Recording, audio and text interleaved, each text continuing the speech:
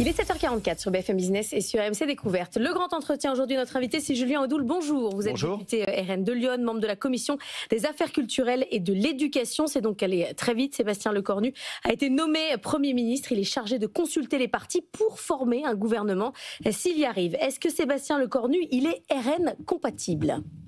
Il est surtout Macron compatible puisque c'est le dernier des fidèles du président de la République. C'est la dernière cartouche d'ailleurs du macronisme. Et ce choix est assez curieux puisque on avait besoin de rupture. Les Français ont voulu une rupture. Ils l'ont souhaité au moment des législatives en 2024, des européennes également. On voit bien le blocage qu'il y a eu avec des premiers ministres, que ce soit Michel Barnier ou François Bayrou, qui n'ont pas écouté les 11 millions d'électeurs du Rassemblement national, qui ont continué sur la même politique qui est rejetée par les Français. Donc là, est-ce que ce fidèle des fidèles va pouvoir rompre avec le macronisme ? On peut avoir de sérieux doutes. C'est un fidèle des fidèles, Julien Audoul, qui quand même a traité Marine Le Pen. Libération avait révélé en juillet dernier, en 2024, qu'il y avait eu un dîner, notamment chez Thierry Solère. Est-ce que les canaux de discussion sont toujours ouverts entre Sébastien Lecornu et le Rassemblement national ? Vous savez, en démocratie, en République, il est normal que les dirigeants politiques échangent entre eux, discutent entre eux, même s'ils ne partagent pas les mêmes idées et les mêmes orientations.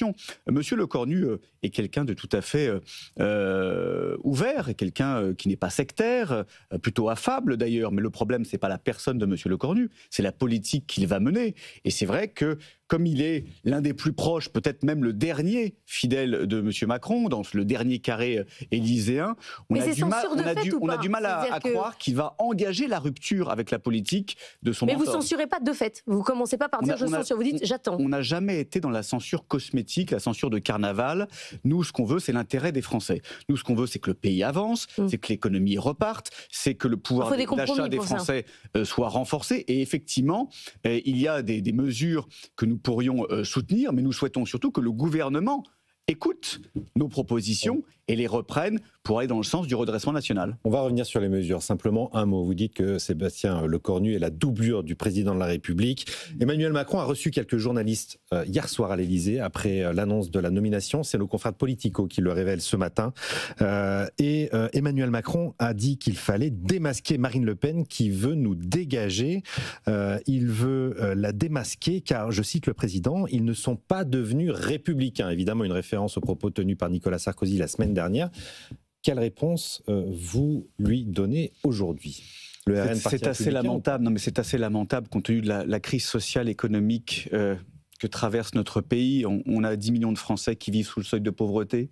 On a un Français sur 3 qui n'arrive pas à soigner pour des raisons économiques. Et vous avez une obsession qui est celle du système, du gouvernement, des partis du bloc central, qui est de faire barrage au Rassemblement national. À chaque fois, c'est leur seul projet. Ils n'ont pas d'autre intention. C'est-à-dire que les difficultés du pays, les crises, l'endettement, les difficultés de pouvoir d'achat de fin de mois, ça ne les intéresse pas. Leur obsession, c'est empêcher le RN d'avancer et d'arriver aux responsabilités. Ce qui arrivera d'ailleurs. Puisque vous êtes constructif, allons-y, on prend le budget à François Bayrou, qu'est-ce qu'on garde ? C'est quoi les lignes rouges ? Qu'est-ce qu'on enlève ?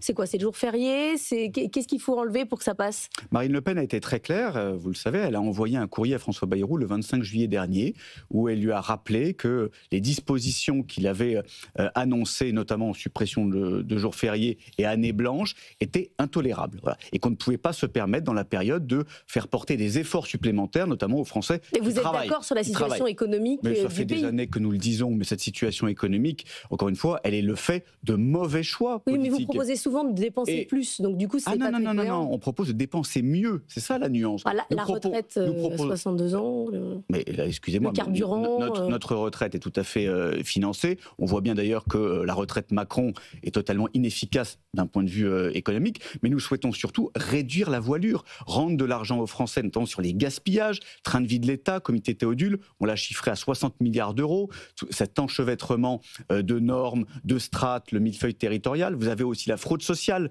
qui nous coûte un pognon de dingue et qui n'est jamais attaquée à sa juste mesure. C'est près de 50 milliards d'euros si on en tient au rapport parlementaire. Et puis vous avez un éléphant dans le couloir qui n'est jamais évoqué, qui n'avait pas été évoqué par le gouvernement précédent, qui est le coût de l'immigration. c'est 60 milliards d'euros aussi également par an. Et nous avons une mesure très concrète qui permettrait notamment d'économiser 18 milliards d'euros par an, qui est de réserver les prestations sociales non contributives aux étrangers qui ont cotisé au moins 5 ans. Hein. Ça coûtera à la croissance économique. Regardez aux États-Unis, moins d'immigrés, c'est moins de gens qui travaillent. Non, pas du tout, parce que contrairement aux États-Unis, nous n'avons pas une immigration de travail. Nous avons une immigration de regroupement familial qui nous coûte extrêmement cher. Est-ce que ce sont des mesures que vous voulez imposer dans le budget 2026 ou pas? Parce qu'on n'y est pas du tout, c'est orthogonal avec la politique du bloc central. On ne peut pas partir sur des bases de discussion à ce niveau-là. Quelles sont vraiment, vos lignes rouges, et deux, les mesures sur lesquelles vous ne lâcherez pas pour 2026? Les priorités économiques. Les lignes rouges, elles sont très claires. Pas d'augmentation d'impôts. Nous voulons un moratoire fiscal. Pas d'augmentation d'impôts, que ce soit pour les riches, pour les moyens riches, pour les classes moyennes, pour les classes populaires. On a 150 milliards de déficit à combler. On n'en peut plus, et c'est pas en augmentant les impôts qu'on va réduire ce déficit. Nous, ce que nous voulons, c'est... Donc des baisses de dépenses. C'est une lutte contre les gaspillages. Les suppressions d'agences et de comités Théodule sont indispensables.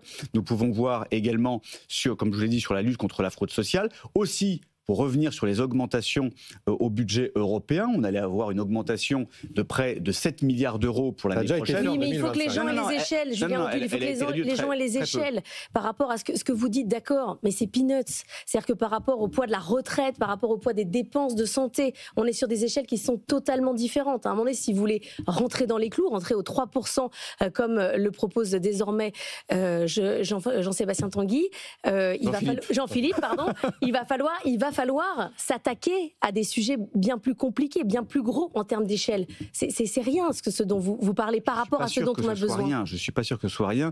Là, je vous ai fait... Supprimer l'ARCOM, si vous voulez, ça ne va pas régler le problème des finances publiques du pays. Non, mais là je vous ai présenté deux budgets principaux, c'est 120 milliards d'euros. L'immigration et le train de vie de l'État. 120 milliards d'euros. Et encore une fois, nous ne savons pas tout. Il faudra expliciter comment vous trouvez 120 milliards d'euros sur le train de l'État et l'immigration. On est très, regardez très loin comment je me mets à la place de nos concitoyens. On leur dit faites des efforts, on leur dit vous dépensez trop, on leur dit notre pays est endetté. Mais comment peuvent-ils entendre qu'on déverse de l'argent à l'international, notamment via l'aide publique au développement? Comment peuvent-ils comprendre qu'aujourd'hui, alors que nous sommes dans un bras de fer avec l'Algérie, nous continuons à verser 140 millions d'euros, alors on va dire oui c'est une goutte d'eau, mais on verse 140 millions d'euros avec un pays qui aujourd'hui est dans une francophobie, une hostilité assumée. Est-ce que vous êtes d'accord avec la trajectoire simplement de rétablissement des comptes publics, c'est-à-dire est-ce que vous êtes d'accord avec 44 milliards d'efforts pour 2026 ? Mais le plan Bayrou. Encore une fois, on peut discuter du montant. C'est pas forcément le montant qui compte, c'est la nature des efforts qui sont demandés et l'orientation.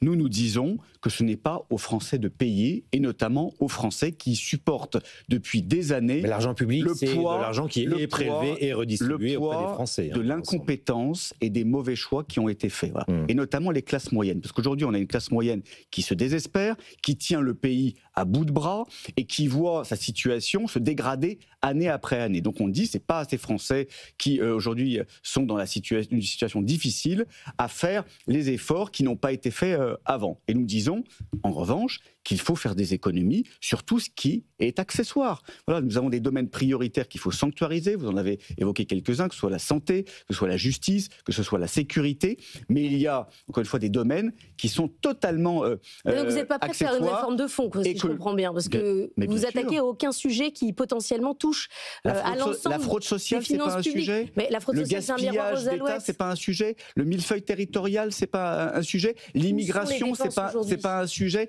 Ça, encore une fois, ce sont des domaines extrêmement importants qui ne sont jamais évoqués par nos adversaires. Il y a une enquête du Cevipof qui a été faite en février dernier sur le sentiment des Français vis-à-vis des politiques. 79% considèrent qu'ils sont des personnalités négatives. Il y en a un quart qui confessent éprouver du dégoût vis-à-vis de la classe politique. C'est 3 fois plus qu'en Allemagne. Qu'est-ce que vous voulez dire aujourd'hui aux Français? Parce que cette scission, elle est démocratiquement très négative. Mais je les comprends totalement. Je les comprends puisque le système politique a dégoûté les Français depuis des années et d'ailleurs les a poussés vers l'abstention. Aujourd'hui, quand vous avez un Français sur 2 qui demande la démission du président de la République, ce qui est totalement inédit dans la Ve République, c'est qu'il y a une véritable défiance et même une fracture. Mais je dis aussi aux Français que le Rassemblement national, qui est le premier parti de France en termes de voix, 11 millions d'électeurs, n'est en rien responsable de cette situation. Il n'est pas comptable de la gestion de notre pays et de son affaiblissement économique et social. Donc aujourd'hui, le seul parti qui n'a pas de responsabilité doit pouvoir arriver au pouvoir, doit pouvoir montrer ce qu'il sait faire, comme nous l'avons fait d'ailleurs dans les différentes collectivités que nous avons redressées un peu partout en France. Merci Julien Andoul d'être venu ce matin sur BFM Business.